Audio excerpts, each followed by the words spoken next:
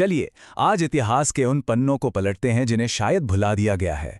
एक ऐसे वक्त की कहानी जब भारत दुनिया की सबसे बड़ी आर्थिक महाशक्ति हुआ करता था। जी हाँ, ये कोई कल्पना नहीं बल्कि एक हकीकत है। ये एक ऐसी कहानी है जो शायद इतिहास के बारे में हमारी सोच को हमेशा हमेशा के लिए बदल कर रख देगी। तो फिर चलिए समय में थोड़ा पीछे चलते हैं। मान लीजिए हम पहुंच गए हैं सन 1600 में। अब सोचिए, उस वक्त दुनिया की अर्थव्यवस्था पर किसका राज था? कौन था वो पावर हाउस जो ग्लोबल इकोनॉमी चला रहा था?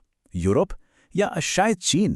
खैर, जो भी जवाब सोच रहे हैं उसे एक पल के लिए भूल जाइए, क्योंकि असली जवाब शायद आपको चौंका देगा।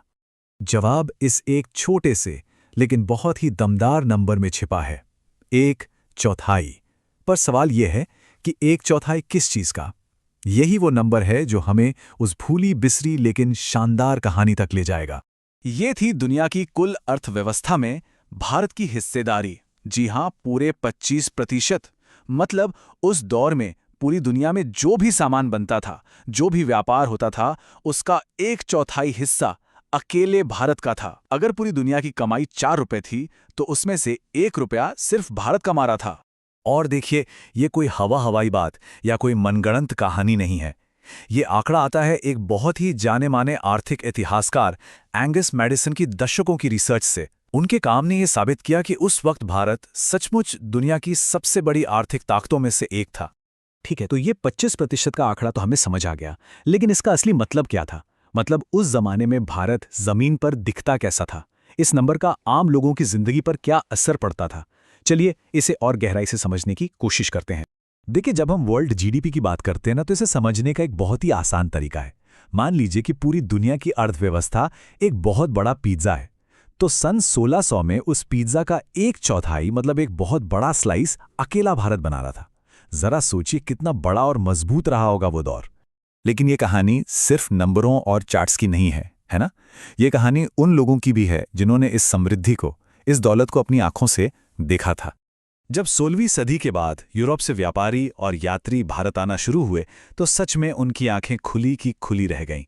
यहाँ के बाजारों की रौनक, यहाँ की दौलत, यहाँ का व्यापार, उन्होंने ऐसा कुछ पहले कभी नहीं देखा था। उनकी चिट्ठियों में, उनकी डायरियों में बस भारत की इसी समृद्धि का जिक्र भरा पड़ा है।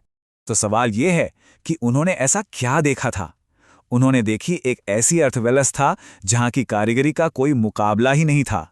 यहाँ ढाका में ऐसी मलमल बनती थी जिसे बहती हवा कहा जाता था, इतनी महीन। यहाँ के बने हुए जहाज और स्टील पूरी दुनिया में अपनी क्वालिटी के लिए जाने जाते थे। यहाँ के मसाले, यहाँ का रेशम, यहाँ के कपड़े, दुनिया भर में इनकी डिमांड थी। देश के अंदर और बाहर व्यापार का एक ऐसा जाल बिछा था जिसकी आज हम कल्पना भी नहीं कर सकते। लेकिन कहते हैं ना कि जरूरत से ज्यादा चमक भी नजर खींचती है।